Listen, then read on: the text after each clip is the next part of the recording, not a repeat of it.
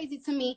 And what I'm seeing, ways that they are preventing, I don't think that this will happen in America, because America, us, I love my privacy, but in Wuhan, ways that they are preventing people from spreading the virus is like they're controlling where are people going. Like every single time that people go out, get out of their apartments, they have to, like, I don't know, do a certain type of scanning. Every time they pay for something, they do a certain type of scanning. So when somebody goes to the hospital with the coronavirus, they can detect where you got the virus, and they can advise you that you've been around a person that has the coronavirus. And that's what they're doing in Wuhan, to prevent the virus. But I don't think that as much as I would like the coronavirus to start spreading, it's just, I don't know, that's just too much information on the people. And well, the balance here, and it's a tough one.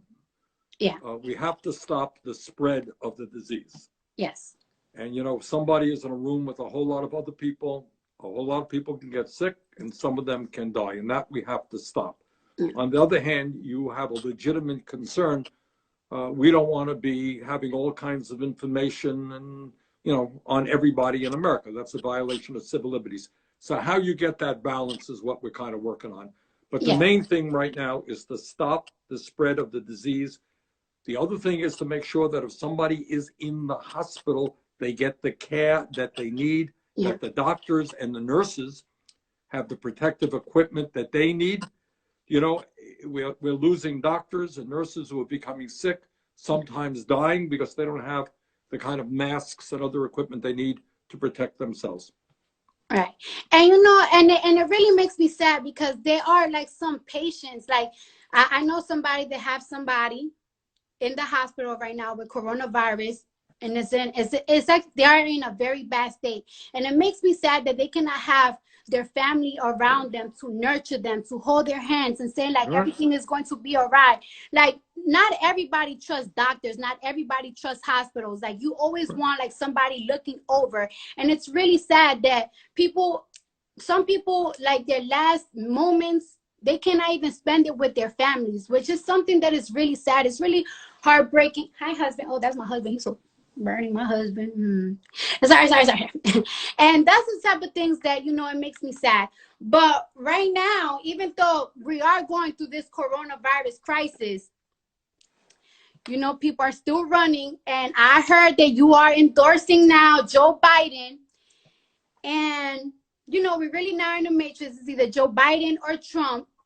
And one thing is, you know, a lot of people, like the youth, they don't really rock with Joe Biden because he's conservative.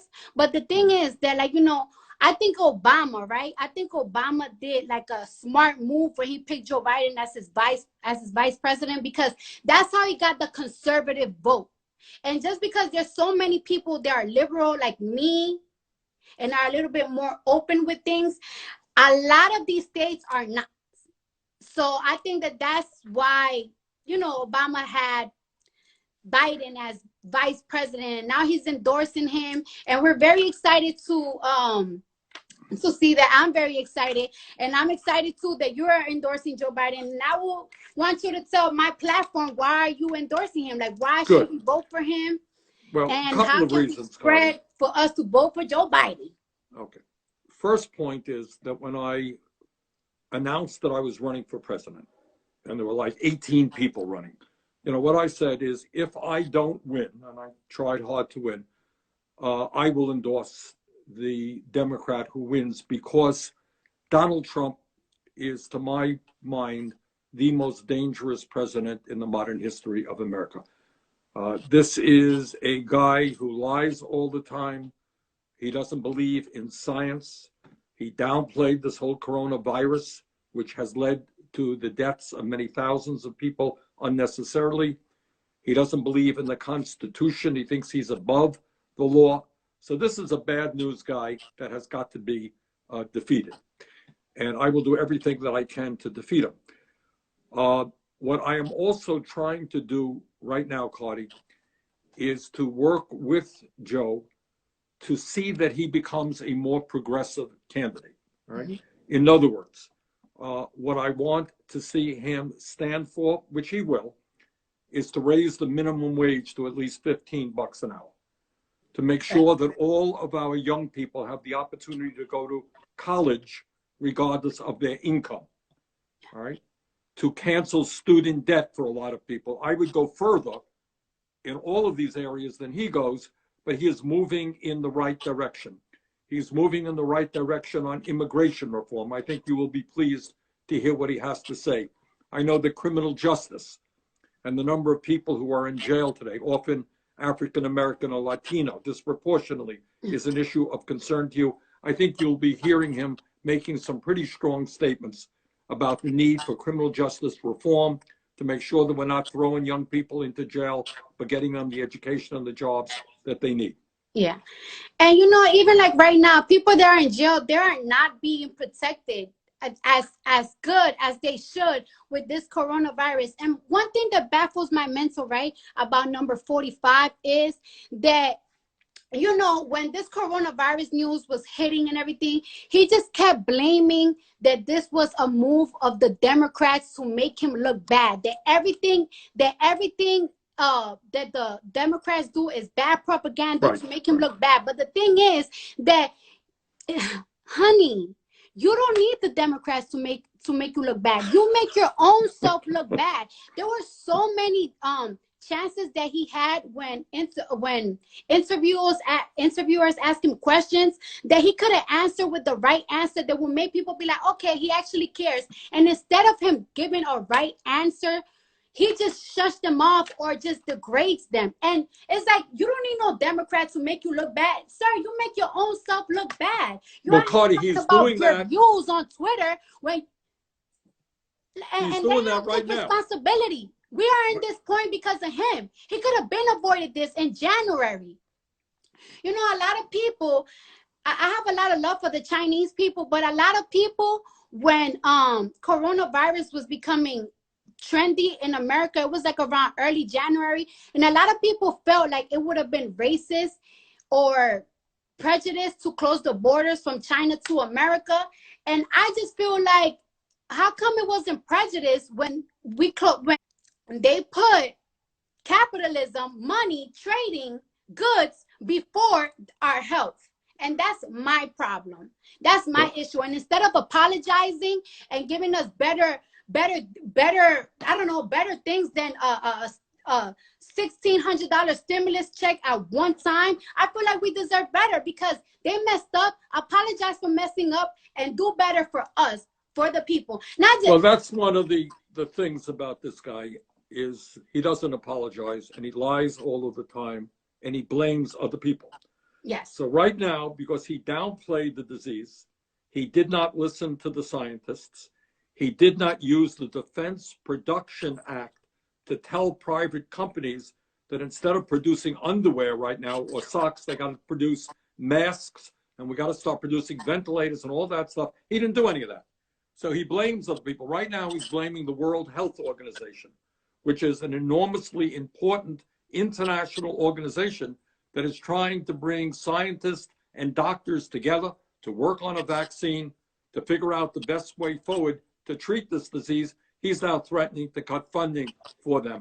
Just the other day, you may have read that he threatened Dr. Fauci, who has been telling the American people the truth. Trump does not like the truth. So he wants to fire this guy as well. So, what we're trying to do now in Congress is go around Trump, make sure that our doctors and nurses have the equipment that they need, that we produce the kind of testing kits that we need so anybody in America can get the kind of tests they need when they need it. We're trying to make sure that every hospital in America has the ventilators and the other equipment that they need. And we have to move very aggressively in all of those areas. Right. Woo! I'm so excited. I'm excited and I'm nervous. And I don't know, I'm so emotional because this makes me really excited. And I hope that all the viewers have a better understanding of what's going on. And I just really want to let my viewers know that it's and want to keep getting lied to, because we are in for a ride. After everything goes back to normal again, I want to let people know that things are not going to be back normal again. Like, this has impacted the economy and the back to normal again. There's countries that are affected by the coronavirus. They are not, as wealthy as this country. Like the Dominican Republic, where my father's from, we got family members all constantly calling. It's terrible. All right, Cardi, let me just tell you one of the things that we're trying to do. I'm sorry, Okay, that's number my one, mama calling. trying to make sure. That's my mom calling. Okay, say hello to your mom for me. All right, we're trying to make sure that everybody has all of the health care that they need right now. All right, so people are ending up in the hospital. They can't even afford the treatment they're getting. If their families get sick, they don't have any money. We're trying to make sure that everybody has health care by expanding, having Medicare cover all health care bills. Second thing, very importantly, other countries around the world, in Europe and elsewhere, have done it. We want to make sure that people continue to receive their paycheck. In other words, Right. You get laid off from your job. We want to make sure you continue to get your paycheck. In the airlines industry, we managed to protect 2 million workers, flight attendants, pilots, people in the airline industry. They will, for the next 6 months, whether they're working or not, continue to get their paychecks. We want to do that for every worker in America. That makes sense to you? Yes, that makes sense, but we just got to see if number 45 is willing to do that. Well, we're going to make him an offer he can't refuse. We're going to put a lot of pressure, and I hope your viewers work with me and others in Congress in demanding that Congress stand up for workers, because a lot of people are hurting today. They're worried about getting evicted from their apartments. They're worried about not having enough food. They're worried about going bankrupt because they can't pay their debts. And Congress has got to be bold and stand up for those workers. Right. Well, we're going to stand up for those workers, and you're going to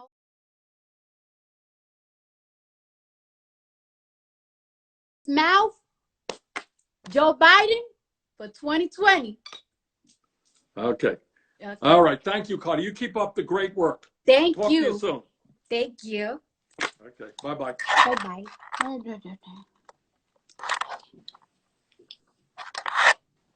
Well, guys, you heard it from the source's mouth. You see what's going on out here. Better make the right choice. It's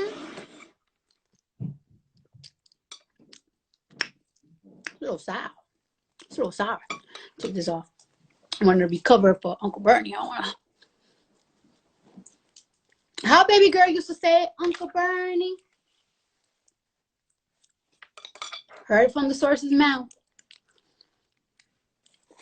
And now, because it makes me sad, like, I know a lot of people. I know a lot of people that really can't relate, but I literally know somebody that has a family member in the hospital, and all right, so like I was saying, right, I know somebody that has a family member in the hospital, and it's just like, like, can you imagine being in the hospital about to get on a ventilator and you're scared? Like, you're scared because a lot of people don't really trust the hospitals like that. Like, you always so paranoid, and it's like, in the hospitals, like, yeah, they're giving you medicine, but imagine taking so much medications. It gets you kind of dizzy. It makes you kind of sick. Like me, when I take like 6 Excedrins, and yes, because I be having really bad migraines, like, I just feel a little dizzy. I feel my body getting weak. So what do? I drink a smoothie so I could get boosted up. How are you sick in a bed, and your family, they cannot even bring you no green juices? They just boost you up, elderberries, black seed oil, to just reboosts your immune. Like you cannot even have a soup. Like your mom always like nurturing you when you're to be able to nurture you. Like a lot of people, they're dying for the coronavirus. They're dying and they cannot even see their family members. Like imagine you having to see a parent or aunt or uncle or brother or husband or wife, and you cannot see their last time leaving, being on earth. Shit is fucked up. A lot of women, they are pregnant, they're not even able to see, they're not even able to experience giving birth with their husbands or their parents or their friends or their close ones. They got to give birth by themselves. Like giving birth, I needed a team. Let me tell you who was there when I was giving birth. My husband, my mama, my daddy, but he stepped out the room. He was like, I ain't trying to see this shit. I'm out. Tell me when she out. My sister, Patience, my mother-in-law, my father-in-law, he stepped out the room too. He was like, I ain't trying to see this. Let me know when she out. You know what I'm saying? It's sad. And a lot of people, a lot of young people like, oh, Cardi, how can you relate? You're a celebrity. You got this money. You got this, and that. That's okay. I don't have a lot of celebrity friends. All my friends are regular people with regular jobs. I'm not going to say which family member, but I have, y'all remember when I said I have so many friends and family members that are having babies? A lot of my family members, so many things that they saved up for, they work hard for, and now it's like, damn, they got to fucking spend that money to survive. They don't know how they're going to pay the rent next. All these savings is now for survival. Shit is hard. And I can understand that, because it's like sometimes when I want to call my friends, how can I call my friends with some problems of how I'm feeling when they're going through some hard fuck shit right now? And me, I always put myself on the old Cardi of what type of shit I will be going through. Like right now, a lot of people are criticizing women for showing their coochies and their titties on live. But a lot of these strippers, they were independent workers. They're not gonna be able to get to be in a line for unemployment. So they're fucked. They got kids too. And you know what? I always thinking about the females, but I saw DJ Envy, right? He's giving a giveaway to DJs, because DJs are also independent workers and they got kids, and it's like, how they gonna be able to survive? And promoters. Shit getting real. So I'm gonna see if Brooklyn Johnny. So the other day in Easter, I was gonna get on live, but I was just so down on Easter that I just didn't really want to get on live. So I did say that I was gonna give a giveaway. I mean, me and Fashion Nova giving $1,000 every hour. It hasn't stopped at all. But I wanted to pick some fans from that. Oh, hold on. I got some mango in my teeth. Shit bothering me. It's tickling my lip. Anyways, I asked the question, like, let me know what's going on, and we picked some people. So I didn't call Brooklyn Johnny before I got on live. So let's see if he's watching, and then I'm gonna call somebody else too. Oh, it's not letting me go on live with more people. I don't know why my phone does this. View. Damn, I'm gonna have to. Fuck, what the hell did I do? Yo, I don't understand.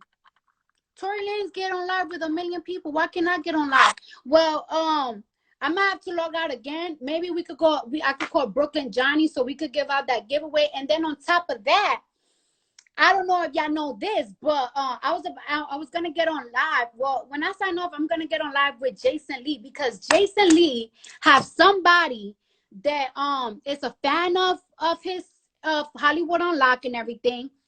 I'm really cool with Jason Lee, and he was telling me how he is also giving 1,000 for the next 15 days. He's gonna be giving out $1,000. So you could send a story to him. I'm gonna log off. No, I'm gonna log off and I'm gonna log back in.